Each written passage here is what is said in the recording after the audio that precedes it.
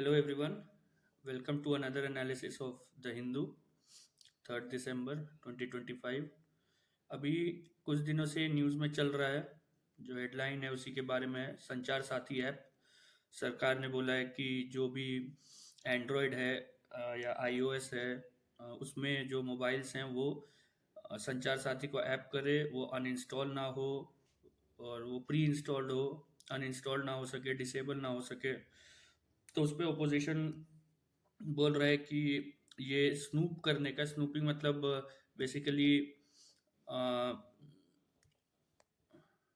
लोगों के बारे में जो पर्सनल इंफॉर्मेशन है उसको मॉनिटर करने का ये अटेम्प्ट है। तो अभी यहाँ जो मिनिस्टर हैं ज्योतिरादित्य सिंधिया, वो बोले हैं कि if you don't want the app don't activate it, if you do not want it on your phone keep it.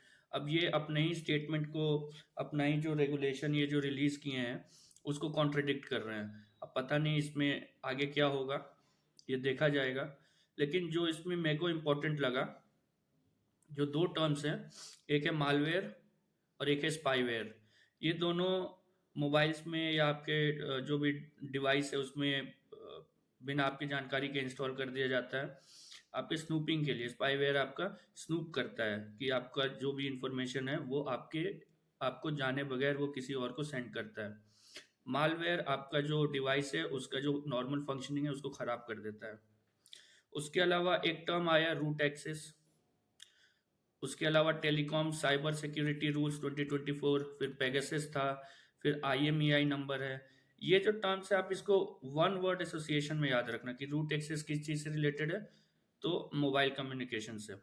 IMEI number क्या है, तो मोबाइल से रिलेटेड है। पेगासस क्या है, तो इसराइल का एक स्पाइंग सॉफ्टवेयर है। ये आप वन वर्ड एसोसिएशन याद रखो, उससे ज़्यादा इंपॉर्टेंट नहीं है। आपको मतलब उस पर टाइम मत बर्बाद करो। ये जो टेलीकॉम साइबर सिक्योरिटी रूल्स हैं 2024, ये भी एज सच मेरे को इम्पोर्टेंट नहीं लग रहा है, लेकिन क्योंकि ये न्यूज़ में मेंशन था तो हम यहाँ पे लिख दिए थे।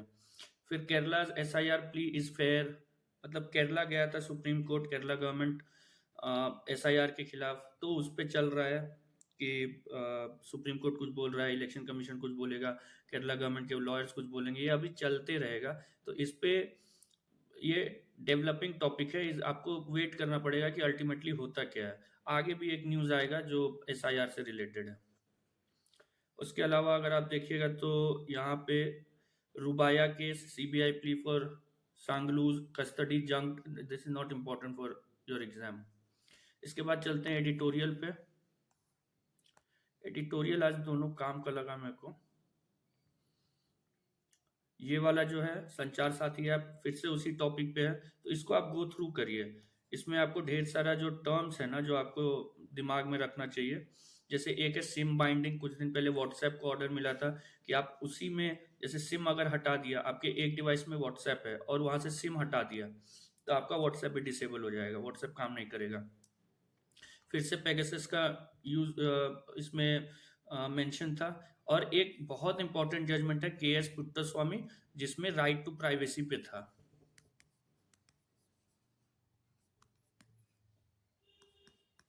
ये आर्टिकल कॉन्स्टिट्यूशन का आर्टिकल 21 के अंडर आता है। जितना भी फंडामेंटल राइट्स है ना वो आप एक बार बेयर एक्ट से देख लेना, वो आपको बहुत फायदा करेगा। आपको प्री में भी काम आएगा, आपके मेंस में आंसर राइटिंग के भी काम आएगा। फिर स्पीड बम्प्स अहेड। अभी आप डेटा आया था कि इंडिया का जो थर्ड क्वार्टर में ग्रोथ है वो 8.2% है।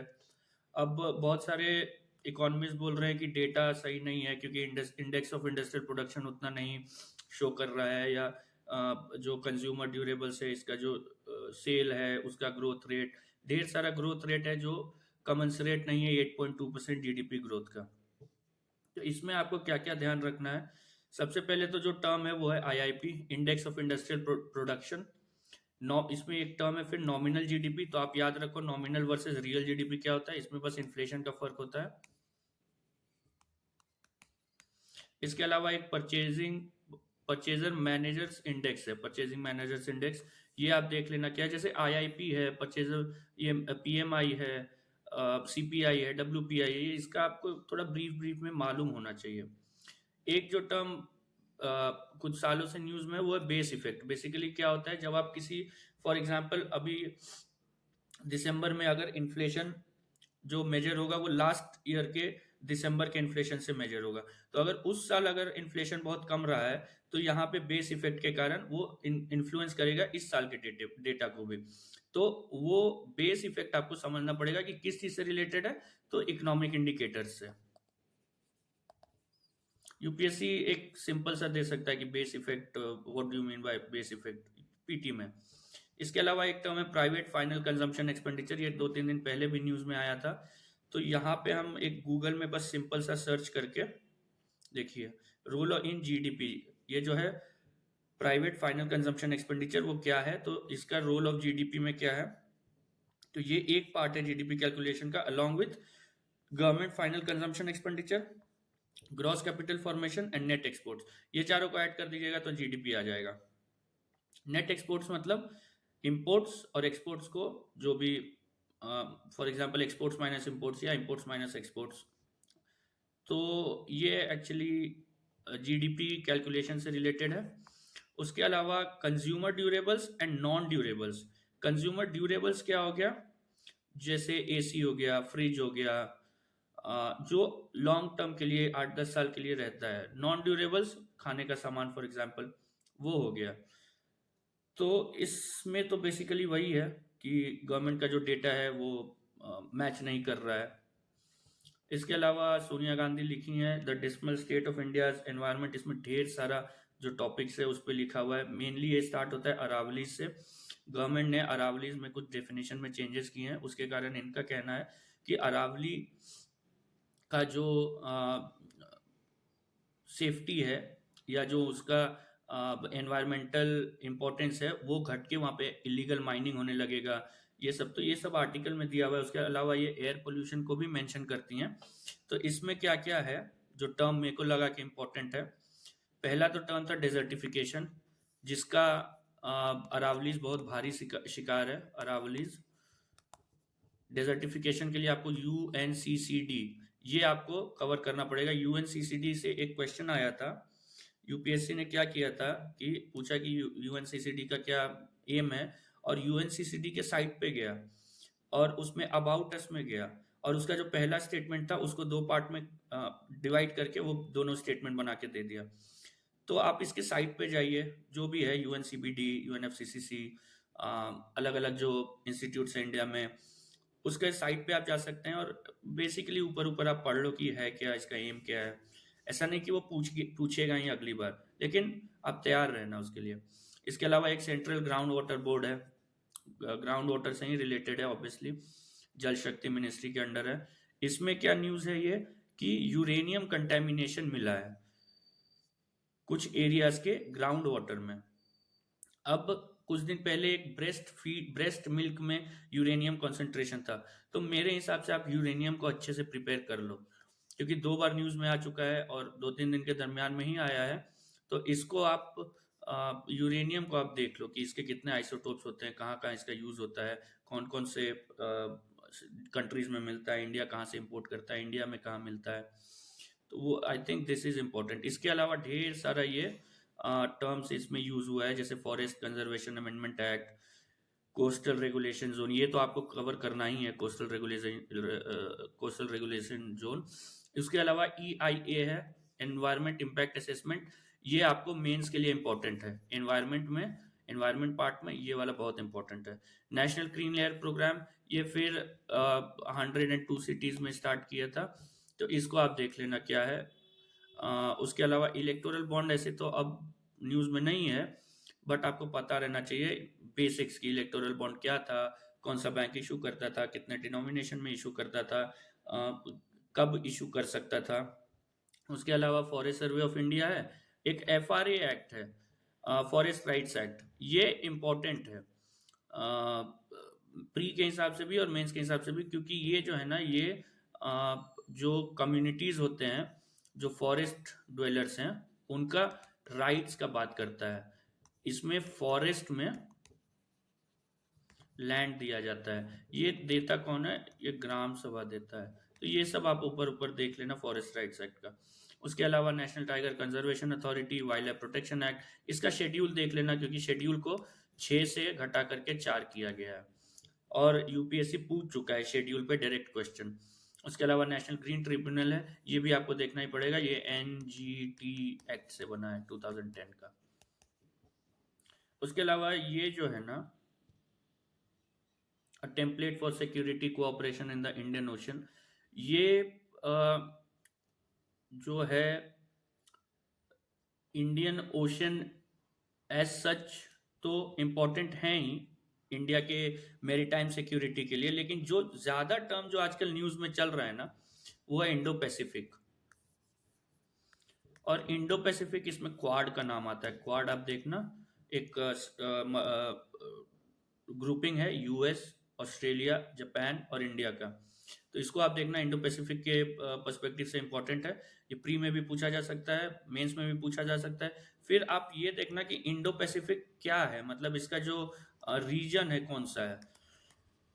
फॉर एग्जांपल कोई बोलता है कि अफ्रीका के वेस्टर्न कोस्ट से लेके नॉर्थ साउथ अमेरिका के वेस्टर्न कोस्ट तक है, कोई उसको फिलीपींस के उधर से लेकर के मानता है, कोई मतलब अलग अलग कॉन्सेप्शंस हैं। तो आप वो देख लेना कि इसका मीनिंग क्या है अलग अलग। खास करके इंडिया क्या मानता है कि इंडो पैसिफिक क्या है, इंडिया और यूएस, क्योंकि यूएस बहुत ध्यान दे रहा है इंडो पैसिफिक पे चाइना के कारण। इसके अलावा जो एक कोलंबो सिक्योरिटी कनक्लेव है, ये आप देख लेना। मेरे को तो इम्पोर्टेंट नहीं लगता है, नेशनल सिक्योरिटी एडवाइजर्स का मीटिंग है छोटे छोटे कंट्रीज का, उसमें इंडिया भी है। मेरे को ये टॉपिक उतना इम्पोर्टेंट नहीं लगता, मेरे को इंडो पैसिफिक इम्पोर्टेंट लगता है, इस पर सवाल आ सकता है। उसके अलावा अगर देखें privacy in a fishbowl society, ये जो लिखी हैं ये मैडम लोग, ये वही है प्राइवेसी को कैसे समाज में मेंटेन करे, उसमें क्या खतरा है, यही सब लिखा हुआ है। उसके अलावा this is not important, Delhi can't stop blaming farm fire जो होता है उस पर पोल्यूशन के लिए, उस पर कुछ डेटा दिया हुआ है, देख सकते हो। Tackling Kerala's mental health challenge, जो मेंटल हेल्थ है। उसके अलावा why is there no peace in Ukraine, अब इसमें लड़ाई चल रहा है 3-4 साल से, तो पीस क्यों नहीं है, उस पर आर्टिकल है। लेकिन इसमें फिर मेरे हिसाब से क्या इंपॉर्टेंट है वो पता है, ये जो मैप दिया है ना ये बहुत इंपॉर्टेंट है। इसमें आपको अच्छे अच्छे लोकेशन मिल जाएंगे जो आप प्रिपेयर करके रखना प्रीलिम्स के लिए, जैसे बाखमुत है और इसमें दोनेत्स्क है, दोनेत्स्क रीजन, ये सब आप देखिए, खार्किव रीजन, ये सब आपको सिंपल पूछेगा यूपीएससी। 4 एरियाज दे देगा, 4 कंट्रीज दे देगा और उसमें पूछ देगा कि ये किस कंट्री का है। सिंपल क्वेश्चन आएगा, लेकिन आप वहां पे मात खा जाओगे अगर आप पहले से प्रिपेयर करके नहीं जा रहे हो। आगे भी देखेंगे एक और रीजन का नाम आएगा। Why the SIR needs to be completely digitised, अब ये फिर से SIR पे है। मेरे को नहीं लग रहा कि SIR इतना ज़्यादा न्यूज़ में है ना, और ये कि मेरे को नहीं लगता कि इम्पोर्टेंट होने वाला है ये एग्ज़ाम के पर्सपेक्टिव से। ऐसे आप पढ़ो article, I think for general knowledge and for interview में तो पूछ ही सकते हैं कि SIR के बारे में आपका क्या सोच है, सही है गलत है क्या है। फिर देखिए एप्पल बोला है कि भाई हम लोग तो रेजिस्ट करेंगे, हम लोग नहीं इंस्टॉल करने वाले ये वाला को, संचार साथी को। फिर संचार साथी पे एक और न्यूज़ है, BJP defence app Sanchar Saathi, people should disclose details as per census act. ये सेंसस एक्ट आपको पता होना चाहिए, सेंसस कमिश्नर आपको पता होना चाहिए, बस उतना। सेंसस एक्ट ऐसा नहीं है कि आपको डिटेल में जाना है, बस ये याद रहना चाहिए कि सेंसस, इसमें जो आप क्या करना ना, चैट जीपीटी पे जाना या कोई भी जो, क्योंकि मेरे को आप बहुत लोग होते हैं जिनको एआई से प्रॉब्लम होता है, लेकिन हम चैट जीपीटी यूज़ करते हैं, ये प्रिपेयर करने में भी यूज़ करते हैं। और उसमें आप बस सर्च कर देना कि important provisions of census act according to UPSC exams, वो बता देगा आपको 3-4 प्रोविजन जो इंपॉर्टेंट है। Can doubt of impurity in voter rolls lead to statelessness, ये फिर वही है जो SIR का टॉपिक लेके सुप्रीम कोर्ट गए ना, ये उस पर, I don't think it is important. Do we offer a red carpet, ये इलीगल माइग्रेंट्स के बारे में है। ED searches premises in suspected hawala case, not important. Hawala आप समझ लेना, जो जैसे मनी लॉन्ड्रिंग के लिए हवाला यूज होता है, उसमें कल हम लोग पढ़े थे लेयरिंग एक प्रोसेस होता है। Lok Sabha to take up discussion on electoral reforms, ये फिर एसआईआर से ही रिलेटेड है, वो इलेक्टोरल रिफॉर्म्स कुछ नहीं, वो एसआईआर ही है। Rajya Sabha proceedings disrupted, this is not important, लेकिन कल हम वाइस प्रेसिडेंट का आया था, तो vice president Rajya Sabha chair as Rajya Sabha chairman, ये आप पढ़ लेना इनका क्या पावर होता है, एज वाइस प्रेसिडेंट क्या पावर होता है, एज राज्यसभा चेयरमैन क्या पावर होता है, इनका इलेक्शन देख लेना कि इलेक्शन कैसे होता है, सब लक्ष्मीकांत में दिया हुआ है। बस आपको जो राज्यसभा चेयरमैन का पार्ट है वो पार्लियामेंट वाले चैप्टर में मिलेगा। वन डॉक्टर अवेलेबल, ये बेसिकली एक डेटा दिया हुआ है डॉक्टर रेशियो, ये आपको मेंस में फॉर्डर पॉइंट के तौर पे आप यूज कर सकते हो, अगर हेल्थ पे कोई क्वेश्चन आता है इंट्रोडक्शन में आप यूज कर सकते हो, बहुत अच्छा इंट्रोडक्शन बनेगा। Centre says UP reported maximum complaints over जल जीवन मिशन, आप जल जीवन मिशन को देख लो कि क्या है, 3-4 पॉइंट आप बना लो। मेंस में तो आपको जैसे वाटर कंजर्वेशन पे कुछ आ गया या वाटर स्कार्सिटी पे कुछ आ गया तो आप इस स्कीम का नाम लिख सकते हो। प्री के हिसाब से I don't think this is important, only 20% candidates, not important, this is not important. Russia wants to increase trade with India, अब देखिए इसमें इंडो रशिया में आपको क्या क्या करना है, ट्रेड का कितना वॉल्यूम है ये आपको याद रखना है, कि इंडिया रशिया का इंपोर्ट एक्सपोर्ट टोटल कितना है, तो उसको ट्रेड वॉल्यूम बोलते हैं, तो वो आप एक बार देख लेना। फिर सिक्योरिटी से रिलेटेड डिफेंस का जो डील है, रशिया आज भी इंडिया का लार्जेस्ट ट्रेड ये आर्म्स एक्सपोर्टर है इंडिया के लिए, तो वो आप देख लेना। अभी S-400 इंडिया परचेज किया था, अब S-500 का बात हो रहा है, कुछ दिन पहले न्यूज में था। फिर इसमें आप देखना कल्चरल एक्सचेंज का एक पार्ट देख लेना, जो ऐसे तो डायरेक्टली नहीं पूछेगा, लेकिन जब अगर इंडिया रशिया पे कोई क्वेश्चन आता है मेंस में तो आप ये पॉइंट इंक्लूड कर सकते हो, कल्चरल एक्सचेंज। एक चेन्नई से लेके व्लादिवोस्टोक तक ये लोग बोले थे कि बनाएंगे ट्रेड रूट, तो ये आप देख लेना व्लादिवोस्टोक कहाँ है, वो शायद आपको मदद करे। फिर आर्टिकल ऑन पुतिन बाई, किसी ने आर्टिकल लिख दिया जर्मन यूके और फ्रांस के एनवॉयज ने, उस पे है लोग गुस्सा आ गए, ठीक है।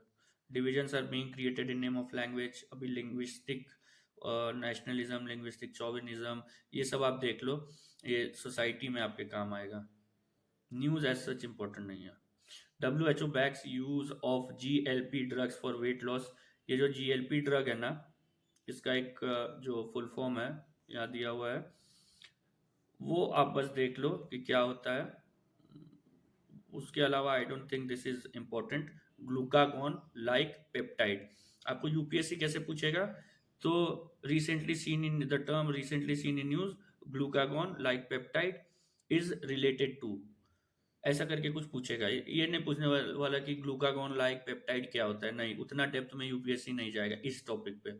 बस आप वन वर्ड एसोसिएशन याद रखो कि ग्लूकागॉन लाइक पेप्टाइड GLP-1 वो वेट लॉस से रिलेटेड है और WHO के अंडर है। आगे बढ़ते हैं, फिर यहाँ पे वही सिम बाइंडिंग का न्यूज़ है, तो ये जो टॉपिक्स हैं ना, जैसे सिम बाइंडिंग है, SIR है, ये और ये जो है ऐप वाला जो इंस्टॉल करने के लिए बोल रहा है संचार साथी, ये मेरे हिसाब से ना ये कुछ दिन में सरकार वापस लेने वाली है, क्योंकि इसमें बहुत बैकलैश होने वाला है। अगर ये वापस नहीं लेगा तो भी यूपीएससी नहीं पूछने वाला, अगर ये वापस ले लेता है तो नहीं पूछने वाला। तो आप लोग अभी इस पे फोकस ज़्यादा मत करो, आप लोग इसको वेट करो कि अभी पार्लियामेंट का सेशन भी हो रहा है, उस पर डिस्कशन होने वाला है, वेट करो आप लोग कि कैसे डेवलप करता है, ज़्यादा इस पे वो मत करो। Finland to hold road shows on circular economy, ठीक है, सर्कुलर इकोनॉमी में आपको पढ़ना पड़ेगा कि क्या है circular economy, why circular economy, और कुछ अगर एक दो आपको डेटा मिल जाए ना तो वो आपका आंसर पूरा हो जाएगा। इसके अलावा यहाँ पे एक वर्ल्ड सर्कुलर इकोनॉमिक फोरम लिखा हुआ है, के बारे में लिखा हुआ है, वो आप देख लेना कि क्या होता है। उसके अलावा द न्यूज इटसेल्फ कि Finland is going to hold road show is not important. Maruti setting up 2000 charging points, अब देखिए ई विटारा निकाल रहा है, that is not important for us. Transcending cloud, ये कुछ वो हुआ है कंक्लेव, उसके बारे में not important for us. If Europe wants war with Russia we are ready, Putin before talks, अभी ये जो होता है ना, ये आप दिखाते हो अपने आप को स्ट्रांग की आई एम वेरी, वरना रशिया का हालत बहुत खराब है। वो वहां फंस गया है यूक्रेन में। वो चाहता है कि भाई लड़ाई खत्म हो, क्योंकि इसको कुछ ज्यादा वो हुआ नहीं है जो गेंस ये सोचे थे कि इतना 2-3 दिन में हम लोग जा करके यूक्रेन को कब्जा कर लेंगे, वो हुआ नहीं है। तो रशिया बस अपना वो दिखाना चाह रहा है। Basically you have to focus on India Russia relations from mains perspective. और प्री का अगर आप देखेंगे तो मेरे को इंडिया रशिया में कोई प्री का ऐसा सच टॉपिक नहीं मिलता है। लेकिन आप वही व्लादिवोस्तोक आप देख लेना कहाँ पे उसका लोकेशन है, तो रशिया के एकदम फार ईस्ट बोलते हैं, वहां पे है। बीएलए बॉम्बर टारगेट्स, बीएलए क्या है, तो बलूचिस्तान लिबरेशन आर्मी। अब ये हमारे लिए this is not important, Balochistan liberation army. Israeli forces kill 4 Palestinians, ये हर 4-5 दिन में आपको आ जाएगा कि पैलेस्टीनियन इसराइल ने 4 पैलेस्टीनियन मार दिए, 2 पैलेस्टीनियन मार दिए। तो आप वो जो मेडिटेरेनियन है ना, जो सी मेडिटेरेनियन सी, उसके जो लिटोरल कंट्रीज हैं उसको आप ध्यान में रखो। ये शायद ऐसा कुछ मेडिटेरेनियन है, वैसे तो यहाँ पे आएगा। जो भी, तो इसको आप ध्यान में रखो, यूपीएससी पूछ चुका है। देखिए 3 सीज, एक ब्लैक सी, एक मेडिटेरेनियन और एक कैस्पियन सी। ये तीनों का जो नेबरिंग कंट्रीज है ना, जिनको लिटरल कंट्रीज बोलते हैं, ये आप याद रखो, यूपीएससी पूछ चुका है और आगे भी मेरे को पता है कि वो पूछेगा ही, इसलिए आप इसको तैयार करके रखो। उसके अलावा तो मेरे को कुछ ऐसा आज काम का नहीं लगा। एक ये है, जैसे सौरव बंगाल है, वैसे ही सौरव बिहार है, कोसी। कोसी का बेसिकली क्या कैरेक्टर है ना, सबसे जो खतरनाक है इसको बोलते हैं सहस्र धारा। मतलब इसका थाउजेंड्स ऑफ चैनल्स हैं। ये कोर्स शिफ्ट करते रहता है, कभी इधर से बहेगा फिर उधर से बहेगा। तो उसी में क्वेश्चन है कि आप जो एम्बैंकमेंट बना रहे हो कि इसके थ्रू कोसी बहे, वो तो बहेगा ही नहीं। तो आप एम्बैंकमेंट को क्वेश्चन कर रहा है। Exposes the perils, shifting course exposes the perils of embankments. इसमें आप क्या करोगे, तो flood as a natural disaster आप प्रिपेयर करोगे। आप ये भी पढ़ सकते हो, आर्टिकल भी अच्छा है, ऐसा नहीं है। लेकिन जो मेरे को लगा कि नेचुरल डिजास्टर्स आप एज अ फ्लड को प्रिपेयर करो, उसमें आप व्हाट इज फ्लड। देखिए, जस्ट बिकॉज कि रिवर ओवरफ्लो हो रहा है वो फ्लड नहीं होगा। वो एक पर्टिकुलर एक डेफिनेशन है फ्लड का, तो उसको आप देखो, उसके कॉजेस को आप देखो, नेचुरल कॉजेस को देखो, एंथ्रोपोजेनिक कॉजेस को देखो। जब भी आप नेचुरल डिजास्टर देख रहे हो और उसका कॉजेस पढ़ रहे हो, उसको डिवाइड करो नेचुरल कॉजेस में और एंथ्रोपोजेनिक कॉजेस में। आपको मेंस में बहुत अच्छा लगे रहेगा आपका आंसर के लिए। कौन कौन सा एरियाज अफेक्टेड है इंडिया में, वो आप एक बार मैप अगर आप बना सको एग्जाम में मेंस में, तब तो बहुत अच्छा होगा। मोस्टली जो एरियाज अफेक्टेड है ना, वो नॉर्दर्न प्लेन्स हैं, और कुछ जो कावेरी डेल्टा है उसके एरियाज हैं। कुछ कावेरी और बंगाल में कुछ एरियाज हैं जो फ्लड से अफेक्टेड हैं। नॉर्थ ईस्ट में ब्रह्मपुत्र के कारण है। लेकिन जैसे वेस्ट इंडिया हो गया, महाराष्ट्र हो गया, राजस्थान हो गया, ये सब फ्लड से नहीं रिलेट वो है। तो आप देख लो कि कौन कौन सा एरिया इफेक्टेड है, और उसको मैप में आप पहले से, ऐसा नहीं कि फिर लास्ट में आप मैप बना रहे हो, आप पहले से मैप प्रैक्टिस करते रहो। इसके अलावा एनडीएमए गाइडलाइंस है। एनडीएमए गाइडलाइंस सारे डिजास्टर्स के लिए हैं, उसको आप प्रिपेयर करो। अब देखिए, इसमें हम एक ट्रिक बताते हैं कि जो एनडीएमए गाइडलाइंस अगर आप पढ़ोगे ना, 3-4-5 डिजास्टर का अगर आप पढ़ोगे ना, तो आपको कुछ कॉमन पॉइंट्स मिलेंगे। ये कॉमन पॉइंट से आप एटलीस्ट 5 या 6 पॉइंट्स को प्रिपेयर कर लो, तो आपका हो जाएगा। ऐसा अगर आप सबका याद करने जाओगे कि फ्लड का, क्लाउड बर्स्ट का, लैंडस्लाइड का, अर्थक्वेक का, तो वो पॉसिबल नहीं है। और सब में आप देखोगे कि ओवरलैपिंग होता है, तो उसको आप वैसे प्रिपेयर करो, आपके लिए बहुत आसान होगा। इसके अलावा जो हो गया, अभी देखते हैं थोड़ा रीजनल न्यूज़ क्या क्या है। देखिए यहाँ पे फिर से एयर पोल्यूशन है। ये उमर खालिद 5 साल से जेल में है। Delhi gears up for big ticket live events. Something is going to happen. Like कोई इवेंट होने वाला है. CM unveils disaster readiness campaign. Not important. हाँ, ये वाला जो है ना, ये आप एग्जाम्पल के तौर पे यूज कर सकते हो डिजास्टर मैनेजमेंट में. अब एक जो होगा कि आप एग्जाम्पल प्रिपेयर, देखिए टॉपिक वाइज प्रिपेयर मत करिए. आप एग्जाम्पल्स को लिखते जाइए, ठीक है, कि ये मेरा एनवायरनमेंट में है, ये मेरा आर्ट एंड कल्चर में है, ये इसमें, ये ज्योग्राफी में है. और एग्जाम में जब क्वेश्चन होगा उसमें आपको पता भी नहीं चलेगा आप कौन सा एग्जाम्पल कैसे यूज कर पाओगे. जब एग्जाम में आप बैठोगे, आप लिखोगे, तो आपको लगेगा अरे ये वाला तो यहाँ भी यूज हो सकता है. तो आप उस एग्जाम्पल बस बनाते जाओगे, हाँ ये वाला न्यूज़ में था, ये वाला न्यूज़ में था, ये मेरे को पता है. बस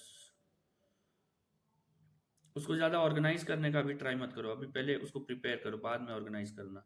on poll day high court differs vote. अब ये तो हाईकोर्ट, सुप्रीम कोर्ट इंटरफेयर कर रहे हैं, करते रहते हैं, करना भी चाहिए शायद. Shifting of stampede investigation. देखिए स्टैम्पेड पे भी आपको प्रिपेयर कर लेना चाहिए, क्योंकि स्टैम्पेड्स होते ही रहते हैं. जहाँ भी पब्लिक गैदरिंग हो रहा है, वहाँ जो कुंभ हुआ था वहाँ पे भी स्टैम्पेड हो गया था. तो स्टैम्पेड एज अ क्या बोलेंगे, प्रॉब्लम, उसको सोशल प्रॉब्लम, उसको आप प्रिपेयर करके रखो, अच्छा होगा. क्या करोगे तो स्टैम्पेड क्या होता है, स्टैम्पेड का दो तीन एग्जाम्पल. स्टैम्पेड के लिए सरकार ने क्या किया है, स्टैम्पेड में चैलेंजेस क्या क्या है उसको टैकल करने के लिए. बस report reveals multiple lapses at VIT Bhopal कुकी बॉडी. देखिए यहाँ पे NHRC है, तो NHRC बहुत इंपॉर्टेंट है.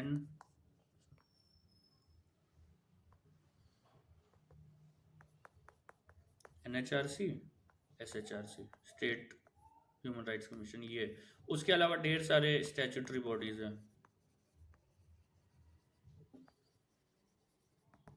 बहुत सारे कॉन्स्टिट्यूशनल बॉडीज हैं.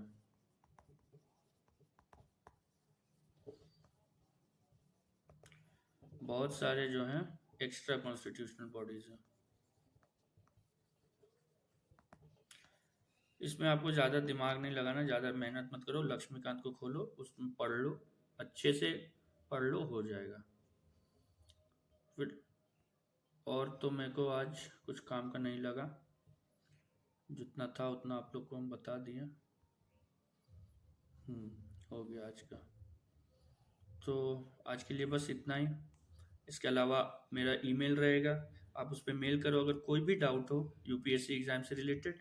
उसके अलावा मेरा टेलीग्राम चैनल है, उसका भी लिंक रहेगा, आप वहाँ ज्वाइन करो. उसमें रोज़ हम ये जो हिंदू है वो अपलोड कर देते हैं. और इसके अलावा आप लाइक करो, सब्सक्राइब करो, शेयर करो, मेनली तो शेयर करो. तो